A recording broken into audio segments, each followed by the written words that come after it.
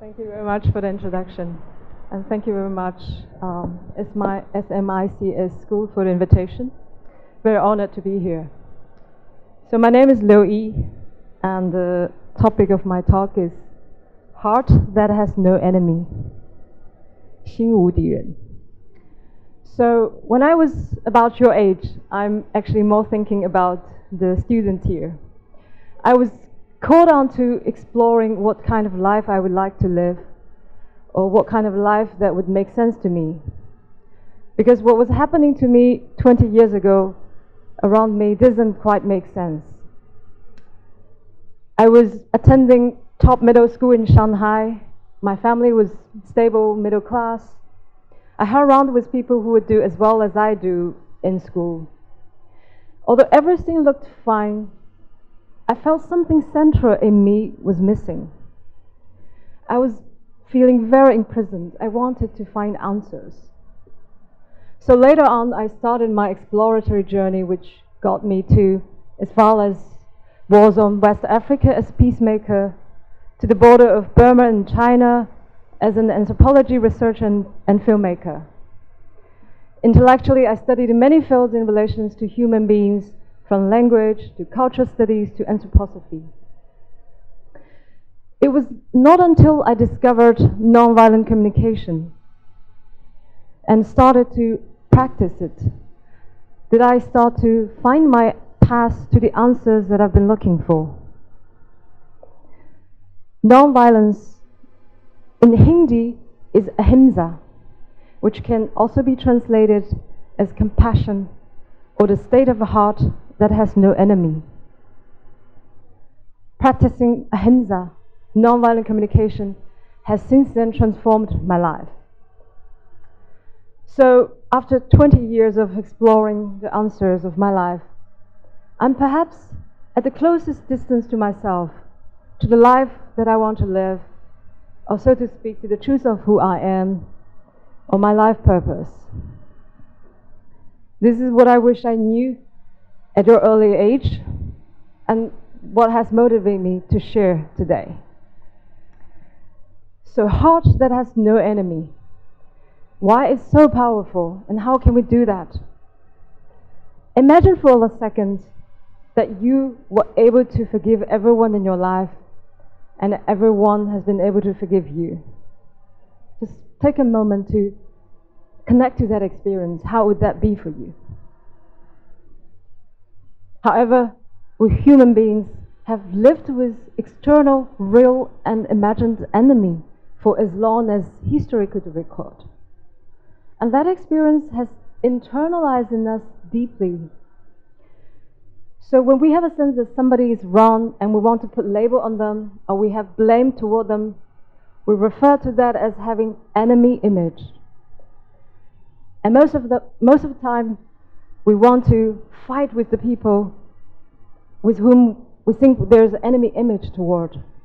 Or we want to move away from the people we have enemy image of. Or maybe we want to stay numb or indifferent.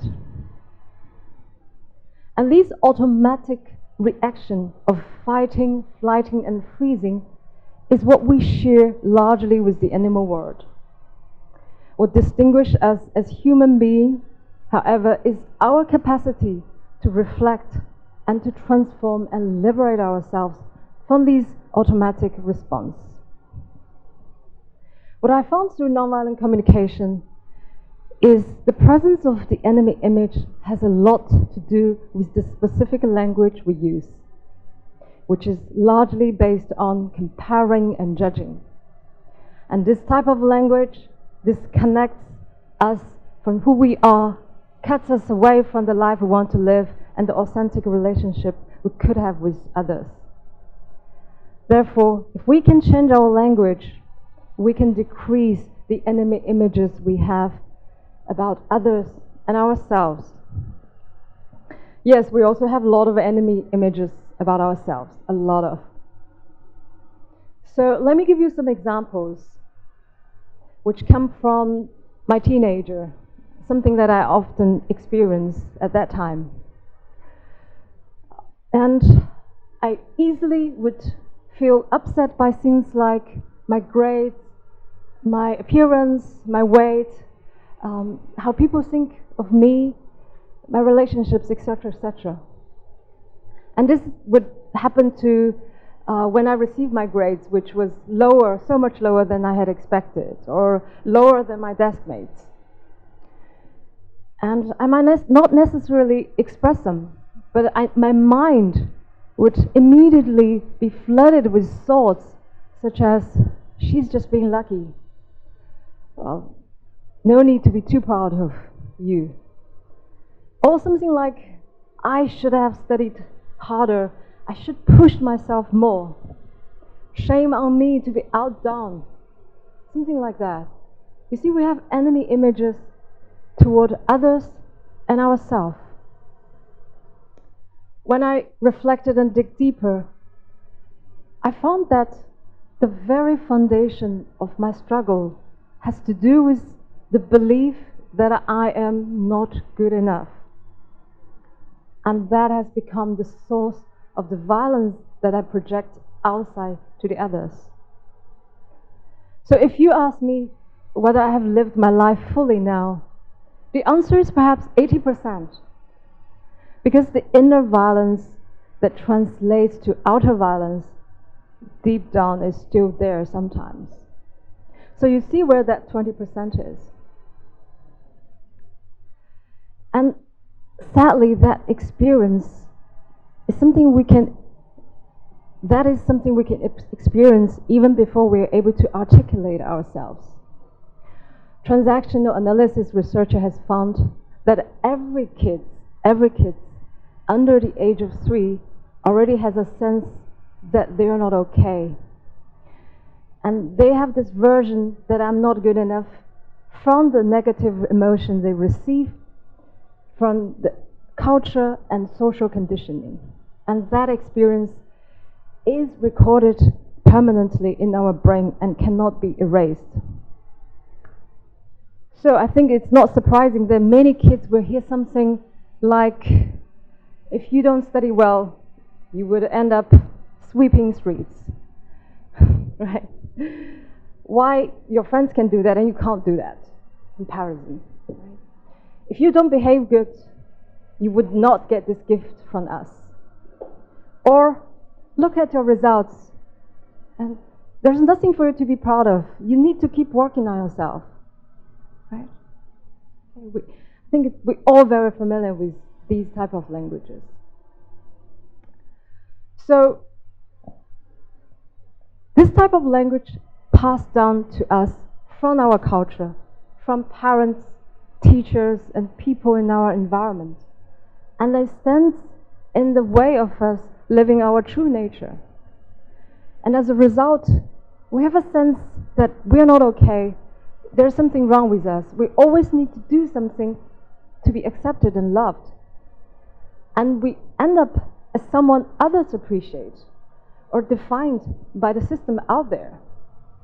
This is very sad, very tragic, because we're no longer living as who we are. We're like living in prison. An enemy image imprisons us. So the path that I see to move out of this tragic experience and to move out of the deep abyss of resentful comparison and competition, conflict and mutual blame has 2 components. One is to free ourselves from automatic reactions of fighting, flighting, and freezing. 2 is to move away from seeing the world through enemy images. This would how nonviolent communication help us. It would be very helpful if you could also recall a latest experience of you when you were feeling wanting to win or under threat in a way that is not comfortable or not at ease. Bring that experience to the present and pause here. Before we jump to react or have our addiction habit to respond automatically, the fact that we can pause and take a deep breath would make a huge difference. And this step even it seems not so revolutionary, is something that enables us to achieve what only human beings can do, to choose our response to the events as opposed to our habit and addiction to automatic response. To quote psychologist Viktor Frankl, between stimulus and a response, there is a space. In that space is our power to choose our response. And in our response lies our growth and our freedom. Just because we're able to pause and take deep breaths, we are able to do the work with ourselves, the inner work. And nonviolent communication would then invite us to ask our body, how are we feeling when we have the situation? What are our emotions? So take my example. When I received my grades, which were so much lower than I had expected, I was feeling rather sad, disappointed, frustrated, and maybe even shameful. So how would you be feeling when you think of your situation? You can shout out loud if you have that. You'd love to. Nervous, yeah. Panic, yeah. It's actually not easy to observe and name our feelings and emotions. It is our tendency to move away from negative emotions. We resort to replacements such as food, and adults maybe to cigarettes and alcohol, etc. However, we lose a great opportunity to understand us deeper, and we lose a great chance to stop this loop, to respond to the same thing the same way over and again. And nonviolent communication would invite us to explore further, to ask what is behind our feelings and emotions. What are something that important that is calling our attention? Because we are not really living who we are since very little. We start to grow rebellion inside of us. And because we have this instinct to live who we are and to make decisions based on our value or what is important to us. So these emotions come out to remind us that something is important, is calling our attention. And these emotions such as frustration, anger, fear, and disappointment, they're not to guide us to react mindlessly or to do something that's harmful to others or ourselves.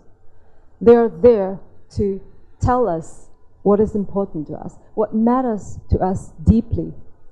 In nonviolent communication, we would refer to that as our needs. And these needs are not specific action we take, but rather something that matters to us fundamentally. So let's look at my example again. So when I was feeling sad, disappointed, shameful, what matters to me, what my needs are actually self-worth, self-trust, acceptance. I want to be trusted that I will be valued no matter how. I want to be sure that my worth, my value is not based on the results that I get. And you see, when you discover that layer, it actually has nothing to do with the other person. Nor it has to do with the specific action you would take, like, I want to do better. It's really about what matters to you deep down there. It helps us to know ourselves deeper. And from that place, we are able to make different decisions that can serve us or nourish us instead of pushing us or doing something that's going against ourselves. So let's ask you, behind your feelings, what do you discover that matters to you? Or we can ask this question differently. What does my heart truly want? Can you name some? What can be your needs behind your feelings that you just discovered? You want company? Yeah. Acceptance, yes, very important. Yeah. Respect, yes, beautiful. Trust, yeah, exactly. Love, yes, very beautiful. And we also refer to these needs as universal human needs, meaning everyone shares these needs. And because they are universal, we are able to not only understand ourselves, but also others. Right? So if we are able to see the feelings and needs of others, we are able to move out of seeing that person as our enemy. We are able to see the other person as a real person. And that will make us feel differently, make different decisions, and start to collaborate instead of fighting each other. Okay. So we can also ask, in that situation, what could matter to the other person? To conclude, through connecting to a different language, to a language of feeling and need, to a language that connects to our heart, we are not only able to get rid of this automatic reaction, but also let go of the enemy images we carry. And when we are able to do that, this is where I believe true collaboration, true innovation, and compassion can arise. A heart that has no enemy is a heart of compassion. So next time when you have an enemy image in you, remember to pause and take a breath and ask your body how you are feeling, what is your emotion, and ask what matters deeply to me, what matters deeply to the other person as well. I know it might take 100 times to practice or to get there, but you will be there. And the more we practice, the more we are able to do that. I'm sure that this habit, this addiction that we have to create enemy images in us will have less and less potency to stand between me and the life that I want to live fully. So may we all strive to live a life fully by cultivating a heart that has no enemy. Thank you very much.